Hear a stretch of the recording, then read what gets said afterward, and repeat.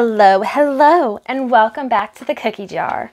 We are working on the chocolate chip cookie murder book. We are doing the second recipe in the book today, the Regency ginger crisps. That is this one right here. Hannah made this recipe for her mother's Regency romance group. She couldn't find anything at the time, so she did some research on what they had available back then and made this recipe from that. To do this recipe, you do have to chill the dough for at least an hour to overnight. So we'll be doing a little bit of time jumping today. So for the Regency ginger crisps, it says do not preheat oven yet. Dough must chill before baking. You'll need 3/4 cup melted butter, which is a stick and a half, a cup of brown sugar, 1 large beaten egg or 2 medium, just whip them up with a fork, 4 tablespoons molasses, that's 1/4 cup, and then it has a note to measure molasses. First spray the inside of a measuring cup with Pam so that the molasses won't stick to the sides of the cup. This does work. 2 teaspoons of baking soda, 1/2 teaspoon of salt, 2 teaspoons of ground ginger, 2 1/4 cups of flour, not sifted, 1/2 cup of white sugar in a small bowl for later. You're going to melt the butter and mix in the sugar. Let mixture cool and then add egg. Add soda, molasses, salt, and ginger. Stir it thoroughly. Add flour and mix in. Chill the dough for at least 1 hour. Overnight is even better. When the dough has chilled, preheat oven to 375. Rack in the middle position. Roll dough into walnut-sized balls with your hands. Roll the dough balls in white sugar. Just dump them in the bowl with the sugar and shake the bowl gently to coat them. Place them on a greased cookie sheet, 12 to a standard sheet. Flatten them with a spatula. Bake at 375 for 10 to 12 minutes or until nicely browned. Cool on cookie sheets for no more than 1 minute and then remove to wire rack to finish cooling. If you leave these on the cookie sheets for too long, they'll stick. And then at the bottom, it's got the anecdotes of served these at Mother's Regency Romance Club. They asked me for something from the Regency period. Why not? And it also says Tracy loves these at bedtime snack with a glass of milk. So we're going to go to the kitchen and we're going to get mixing. So we are now in the kitchen. We have all of our ingredients measured out and prepped. So let's get started. Okay, so we've got our melted butter in the bowl. To this, we are going to add our brown sugar. I'm just going to dump that in. And then we're going to let it mix for probably about 2 minutes. We'll see how it looks. But this is what our mixture looks like after about 2 minutes. All right, so the next thing it says is to let this cool and then add the eggs. Mine already feels pretty cold, so I'm just going to go ahead and add the eggs in, which we have right here. Just plop them on in. Shake them. I know it doesn't really say, but we're going to scrape it out. Get all those eggs in. All right, so now we're just going to mix this up and we'll be right back. In the eggs, I usually let it go just until you can't see any more stringy bits of egg yolk or egg white. Once it's all uniform, I move on. The next thing we're going to do is we're going to add the baking soda, the salt, and the ginger. Right? And then we're just going to mix that up. Here's what it looks like before we're about to add all our flour. And this will be the last ingredient that goes in before we let it chill. So we are just going to drop in our flour.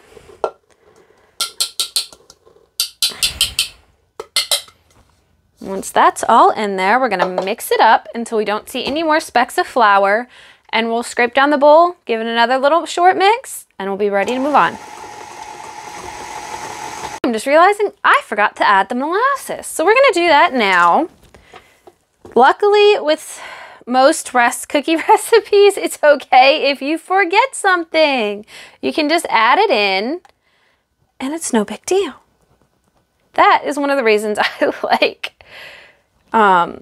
cookies a lot, because a lot of the times it's just adding ingredients into a bowl and then scooping it out. So we're gonna keep mixing this and we'll be with you shortly. I am just scraping down the sides of the bowl, making sure that all the little leftover bits that get pushed up by the mixer get incorporated. I also liked, if you use a mixer like this, it helps to scrape down the beaters occasionally because some of the cookie dough gets stuck on the mixer itself and doesn't actually incorporate in. So let's get that done. So that's another reason I really like to set everything out and measurements already done, is so that when you have your dough finished, if you see, look at the counter and see anything left over, you'll know you missed something and you can add it in before you bake it and ruin your stuff. So we got lucky this time. We caught that we forgot the molasses early, mixed it in, and everything will be fine. So now I'm just going to cover this with some plastic wrap and we will wait about an hour and we'll come back and we'll scoop them out and bake them up. Hey, okay, so it's been about an hour, a little over an hour. So our dough has been chilled. The oven is at 375. This is what our dough looks like. It's very cold, very stiff. It should scoop or roll very well. Once again, I am using the 1.5 tablespoon cookie scoop. That's what I prefer. I'm also using the silicone baking mats again, like in the last video, so I won't be greasing them. But if you're using the regular, just a plain baking sheet, you are going to want to spray those with Pam. So we're just going to scoop up. That is the dough in the scoop. I'm just going to plop it down. Oh, we got to roll it in the sugar first. So we're going to roll it in the white sugar. We're just gonna kind of mix it around to get that coating. Shake it off a little bit. A nice little dough ball. And we're just gonna put those on the sheets. I will do a full sheet and I will show you guys and we will be back in just a minute. So here is one of our trays done. One of the last things we need to do with these cookies is flatten them down with the spatula. So just take the back side of any flat spatula you have. Some people even use the bottom of a drinking glass, but I actually have a nice flat spatula, so that is what I'm going to do. And we're just going to press down on all of our cookies. And so we end up with something a bit like, so these are the flattened cookies. Now I'm just going to finish up the rest of the trays. I'm not actually sure how many cookies we will get from this batch yet. Doesn't look like it'll be more than maybe 2 to 3 dozen at most. We will see, and I will be back in just a second. All right, welcome back. We have scooped, rolled, and flattened our way to one more than 2.5 dozen cookies. For those of you who are bad at math like me, that's... let's see, 12, 24, 31. So now we're going to bake these at 375 for, I believe, 10 to 12 minutes. We will come back and see what we got then. So we are done baking. Here are the cookies. They are nice and cooled off. Okay, so we have baked, we have cooled. These are our final product of the Regency Ginger Crisps.